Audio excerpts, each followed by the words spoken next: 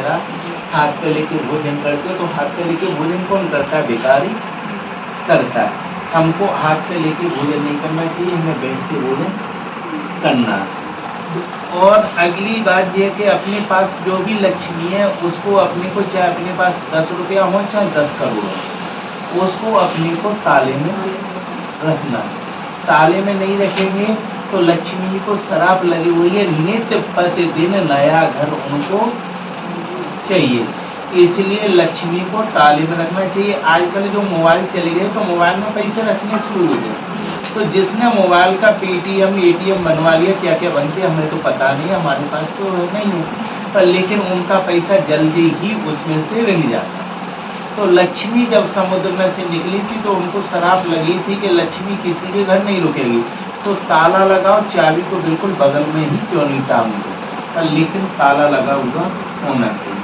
तो अपने घर में सुख समृद्धि पाने के लिए ये अपने को अगर तुम अपने परिवर्तन करेंगे, अब ये चीजें देखना बहुत जरूरी हो गई है। अगर आज तुम्हारे पास पैसा आ रहा है तो आज का पैसा आज खर्च नहीं करना है, उस पैसे को अगले दिन खर्च करोगे।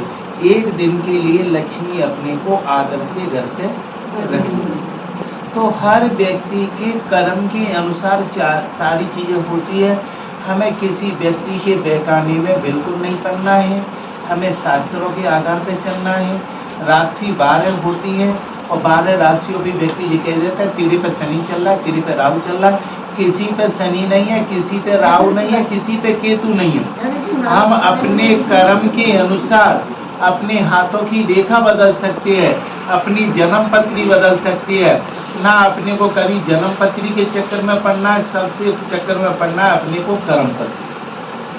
अगर कर्म करने के आधार पे हम भी इतनी जन्म पत्री बनाते हैं, लेकिन जन्म पत्री राइट नहीं होती है। क्यों नहीं राइट होती है? 2 बच्चों के एक साथ जन्म हुए, आप सपोज करो दोनों बच्चों की दोनों की जन्म पत्री एक बनी, अलग अलग जन्म पत्री नहीं है, लेकिन एक बच्चा अलग रास्ते पे जा रहा हो, एक बच्चा अलग रास्ते पे जा रहा है, तो वो जन्म पत्री कहाँ चली?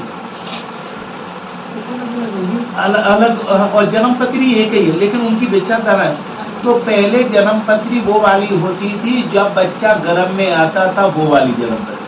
आजकल जन्म पत्री कौन सी है? 270 दिन के बाद की।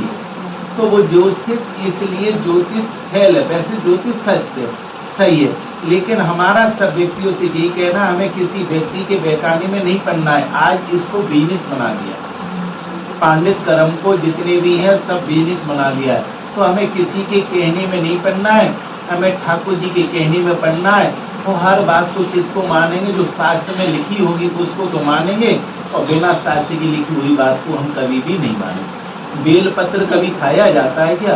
कोई बता देते कि बेलपत्र को खा लो, बेलपत्र तो शिव जी पर चढ़ाया जाता है। शिव पुराण में लिखा हुआ है कि महिलाओं को शिव जी की पिंडी से हाथ नहीं लगाना, स्पष्ट लिखा हुआ। हमारी 1.25 करोड़ शिवलिंग होती है तो हम उसमें विस्तार से, लेकिन आजकल कह दिया है कि भैया पिंडी को मलो, इसको ये मलो।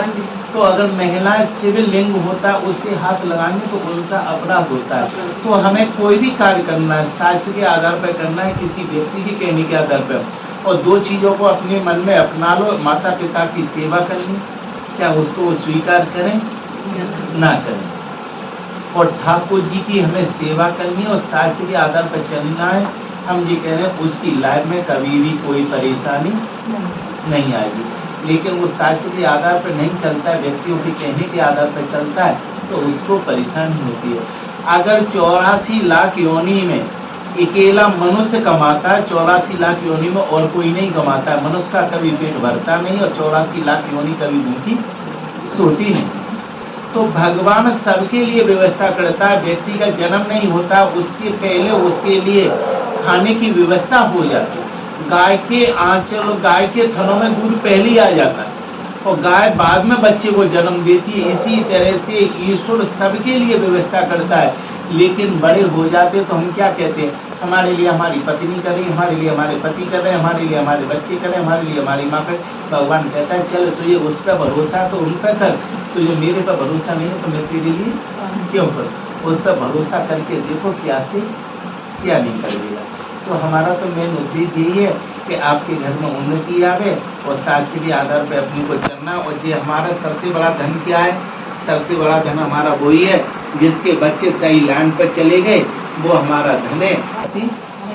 नहीं ना, तो हमारी संपत्ति तो हम जिसके बच्चे लाइन पे है वही हमारी संपत्ति है, जिसके बच्चों में संस्कार है। और संस्कार देते हैं माता पिता, और कोई संस्कार नहीं दे तो इसलिए माता पिता का पहन कर्तव्य रहता है। सबसे पहले गुरु होती है माँ, दूसरे नंबर पर पिता, और गुरु जी तो बाद में रास्ता बताने वाले होते हैं कि हमारा बेटा इस रास्ते पर चलो, इस रास्ते पर उन्नति हो। तो आपको यह है कि नहीं अपने परिवार को बनाओ, परिवार बनेगा गुरु जी को खुशी। बोले श्री बांके हरि लाल की जय, बोले जय जय श्री राधे।